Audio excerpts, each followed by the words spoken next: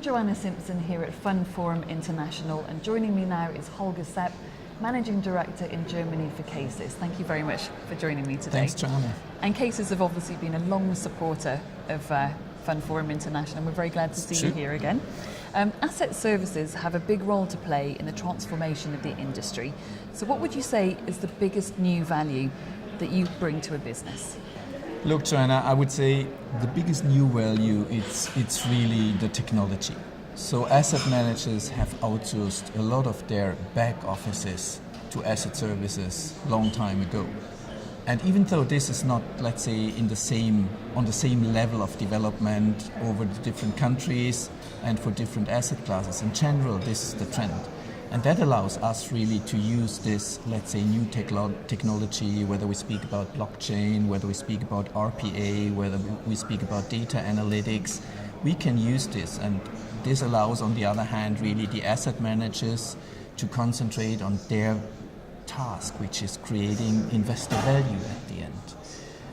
I mean, in addition, I would say this new technology will lead to differentiation in the asset servicing industry, because there will be, on the one hand side, really the big global and international players such as Caceis. On the other hand, I still believe that there's still room for some local players who are able to meet the needs and the requirements of smaller local clients such as investors, insurance companies, pension funds, etc. And that's how I see the things there.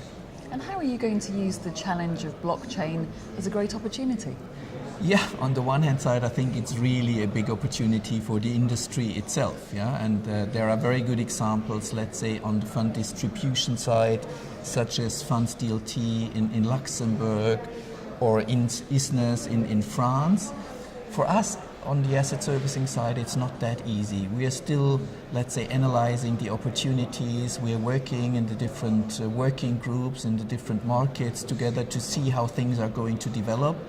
But we have not decided finally how to use and which use cases to use really the blockchain industry yet.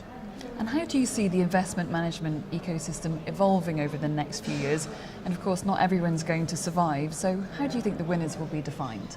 I think it's not so easy to describe the winners really in a nutshell, yeah? But what we see is really, let's say, 4 trends.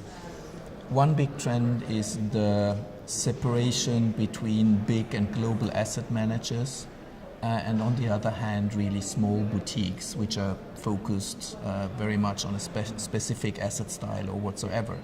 An example for the big international asset managers is Amundi. They have acquired so many smaller, mid-sized and bigger asset managers worldwide that meanwhile they are one of the biggest asset managers Europe-wide and even worldwide.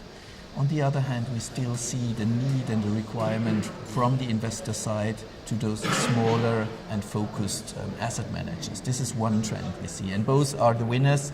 So the problematic situation is more or less the stuck in the middle asset managers, which don't have a clear focus, a clear, let's say, USP in a specific niche or so. Yeah. The second trend is, let's say, the differentiation between the low-charged ETF providers and the traditional alpha-generating asset managers. From my personal perspective, there's room for both of them, but nevertheless, the big ETF providers have been growing so much over the past years and have taken away volumes from the traditional alpha-generating asset managers. This is really, let's say, an interesting question how this will further develop over the next years. So challenges but opportunities as well? Absolutely. So the third trend, and this is very clear, and we see this, let's say, all over the industry, the increase of private equity and real estate. So no investors today able to generate really alpha and a good performance without these alternative asset classes. So biggest part is still real estate, but there's also a lot of new topics like infrastructure, airplanes, solar panel fields, whatever new energy is coming around the corner, and this is really growing so much in all the different countries we oversee from Caceis' perspective.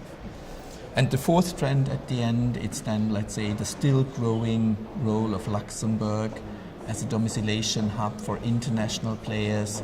They want to go to Luxembourg. Luxembourg has still, let's say, an international brand in asset servicing and domiciliation of funds, and that's an important place to be for all the industry if they want to, let's say, distribute and domicile funds in Europe. So these are the type of, let's say, 4 winning perceptions, even though it's not very easy to target this really to a very specific winner model. Be interesting to see how things develop. Yes. Holger Sepp, thank you very much for joining me. Thanks, Joanna.